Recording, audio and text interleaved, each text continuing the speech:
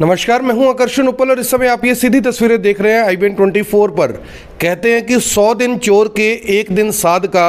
अगर इस उदाहरण को देखा जाए तो CM सिटी करनाल में शायद इन दिनों जो खलबली मची हुई है, चाहे करनाल तहसील की बात कर लें, चाहे DTP ऑफिस की बात कर लें, चाहे बात कर लें नगर निगम की, क्योंकि एक एक कर तमाम वो आरोपी जिनके ऊपर लगातार आरोप लग रहे थे कि वो बिना पैसे लिए किसी की फाइल नहीं सरकाते, उनका नंबर लगना शुरू हो चुका है। इसी मामले में कल IBN 24 ने सबसे पहले आपको बड़ा अपडेट दिया कि किस तरह से करनाल नगर निगम के SC, जिनका नाम वीडियो रिश्वत कांड में सामने आया था, उनके खिलाफ भी प्रिवेंशन ऑफ करप्शन एक्ट में मामला दर्ज कर लिया गया है। उनके PA को भी इसमें पार्टी बनाया गया है और दोनों के ही खिलाफ मामला दर्ज करने के बाद ऑफिशियली विकास शर्मा, जो कि दीपक किंगर, जो कि सुपरिटेंडिंग इंजीनियर थे नगर निगम करनाल के, उनके खिलाफ, और विकास शर्मा जो कि उनके PA थे, उनके खिलाफ FIR दर्ज कर ली गई है और विकास शर्मा को अरेस्ट भी कर लिया गया, जिसे आज रिमांड मांगने के लिए करनाल पुलिस कोर्ट में पेश करेगी। लेकिन इस पूरे मामले के पीछे जिस इंक्वायरी रिपोर्ट का सबसे महत्वपूर्ण हाथ रहा,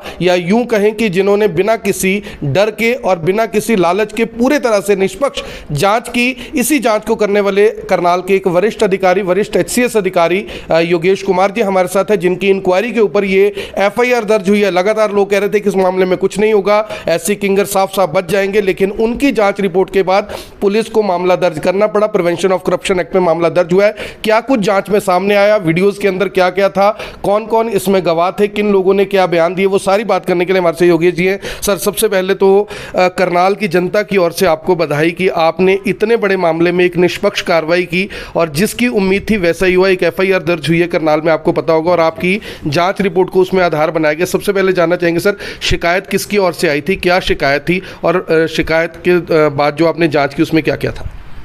देखिए, शिकायत जो थी वो मुझे माननीय उपायुक्त महोदय की तरफ से मिली थी, और इसके साथ साथ ही म्यूनिसिपल कमिश्नर, कॉरपोरेशन के जो कमिश्नर हैं, उन्होंने भी ये कहा था कि DC साहब से अनुरोध किया था कि इसकी जांच ADC से कराई जाए।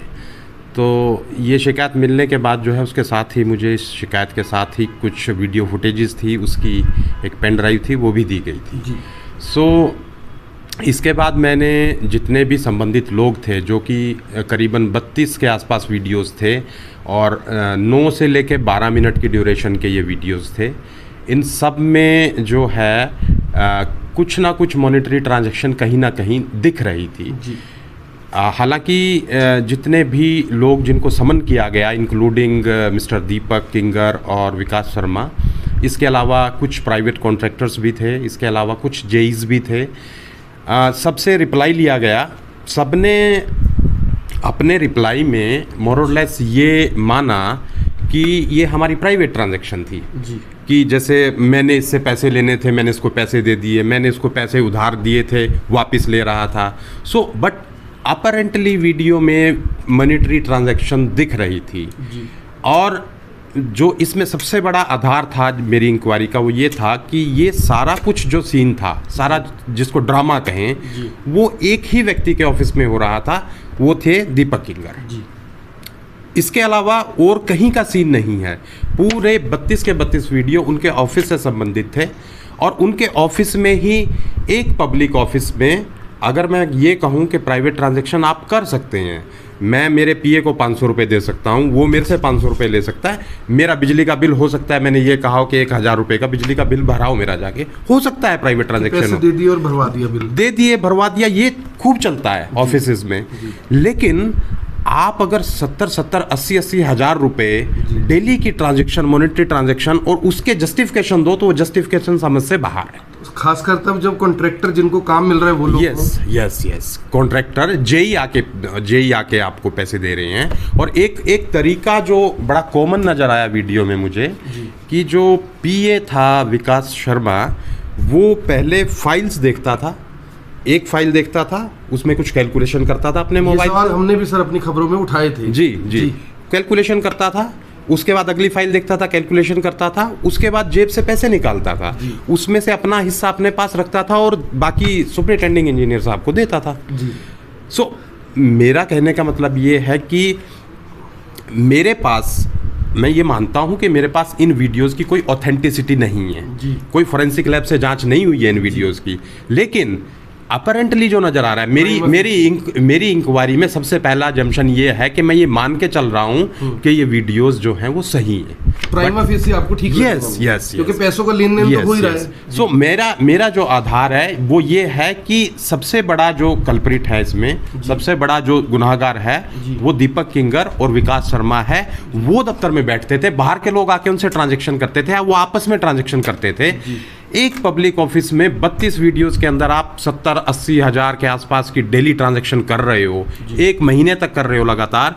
सो वो आपकी इंटेंट, आपके मोटिव, आपके कैरेक्टर, आपके कंडक्ट के ऊपर बहुत बड़ा सवाल उठाता है कि किसी सरकारी आदमी, इससे पब्लिक जो ऑफिस है हमारा सरकारी ऑफिस, उसकी जो पब्लिक इमेज है वो भी टार्निश हुई है, कहीं ना कहीं खराब हुई है। तो सर इसमें एक बड़ी चीज़ सामने ये आई है कि कुछ जो जेई हैं वो पैसे दे रहे थे, कॉन्ट्रैक्टर पैसे दे रहे थे। आपने कहा फाइलों के अंदर पहले हिसाब किताब होता था, फिर पैसे दिए जाते थे। यानी इससे क्या अंदाज़ा लगाया जाए कि ये पूरे का पूरा जो खेल है कमीशन खोरी का खेल था? देखिए, मैं जो सबसे बड़ी बात यह है कि वो जो ऑडियो हैं, वीडियोज़ हैं, उनकी ऑडियो क्वालिटी काफ़ी पुअर है। I tried my level best कि मैं उनको सुनने की कोशिश करूं, बट वो मुझे सुनाई नहीं दी। ठीक है, सो कहीं ना कहीं ये आधार तो है ही कि कुछ ना कुछ जो मैंने आपको बताया कि कैलकुलेशन करना, मोबाइल से फाइल को देखना, वो अपरेंटली इसी तरफ इशारा करता है कि कुछ ना कुछ इस तरह का गेम था। तो जेईस को खिलाफ भी सर लिखा गया? देखिए, मैंने ये कहा है कि प्राइमरीली जिस अधिकारी के दफ्तर में ये हुआ उसको तो मैं बिल्कुल उसके कंडक्ट को गलत मानता हूं और उसके खिलाफ एक्शन होना चाहिए। जहां तक बाकी लोगों का सवाल है, आप डिपार्टमेंट को चाहिए कि इन वीडियोस की प्रॉपर ऑथेंटिसिटी चेक करके इन लोगों के खिलाफ भी एक्शन ले। मैंने बख्शा किसी को नहीं है। और मैंने ये कहा जितनी भी पार्टीज इन्वॉल्व हैं और जो कि वीडियो में दिखाई दे रही हैं, उन सब के खिलाफ डिपार्टमेंट को एक्शन लेना चाहिए। सर अक्सर यानी कि जब इस तरह के मामले होते हैं तो दबाव बहुत होता है, प्रेशर भी आता है, लोग हाथ पैर भी जोड़ते हैं, बहुत कुछ करते हैं। आपके पास भी जाहिर तौर पर हुआ होगा। इस तरह की जब चीज़ें होती है सर, इंक्वायरी करना कितना मुश्किल रहता है? और आपने भी इंक्वायरी के लिए बहुत लंबा टेन्योर लिया, लोग सवाल उठाने लगे थे कि क्या कहीं बचाने की कोशिश तो नहीं हो रही, तो इसके ऊपर क्या कहना चाहेंगे? देखिए, जहाँ तक दबाव की बात है कि दबाव, मैं मानता हूँ कि मेरे ऊपर किसी तरह का कोई दबाव नहीं था। और दबाव अगर किसी तरह का आता भी तो शायद मैं ना मानता, क्योंकि जो चीज़ें दिखती हैं वो दिखती हैं, उनको आप नकार नहीं सकते। जो चीज़ें अपरेंटली सामने नज़र आ रही हैं आपको, उसको आप कैसे इग्नोर करोगे? आप उसको आत्मा भी कैसे मानेगी कि आप किसी को बचाओगे? क्यों बचाओगे? जो गुनाह है वो गुनाह है। सर गुनाह ठीक है आपकी बात, लेकिन कहते हैं कि सरकारी सिस्टम में ये बात बड़ी मशहूर है कि पैसे लेते हुए पकड़े जाओ, पैसे देकर छूट जाओ। तो इस तरह की बातें भी सामने आती है जब कोई अधिकारी जांच करता है, तो इस तरह का भी लालच ज़रूर दिया जाता है। आप बहुत बड़े पद पे हैं, मैं इतनी बड़ी बात कह रहा हूँ, लेकिन जब इस तरह की चीज़ें आती है फिर भी आपने अपनी जाँच रिपोर्ट को इस तरीके से बना दिया कि मुझे नहीं लगता कि जो दोषी हैं वो बख्शे जाएंगे।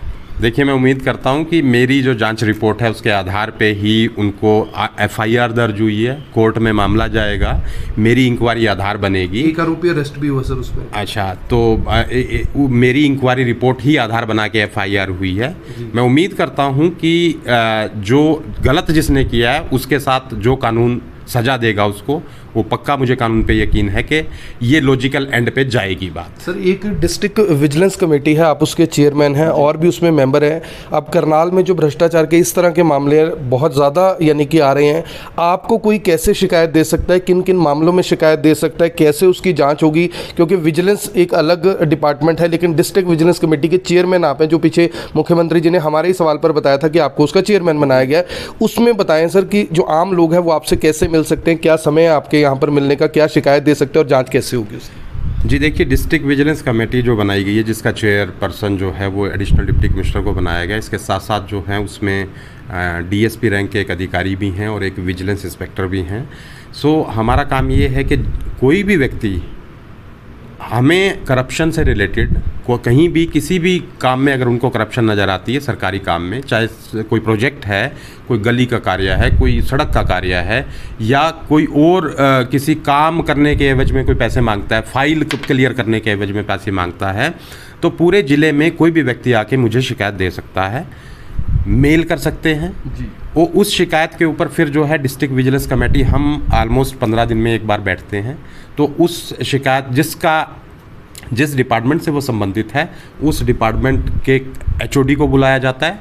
अगर उसके एचओडी ही उसमें शिकायत है तो उनसे ऊपर वाले हेड ऑफिस से लोगों को बुलाया जाता है। इसमें हम अब तक मेरे पास 7 इंक्वायरीज आ चुकी हैं, जिनमें से 4 मैंने कंक्लूड करके भेज दी हैं, 3 इंक्वायरीज अंडर प्रोसेस हैं।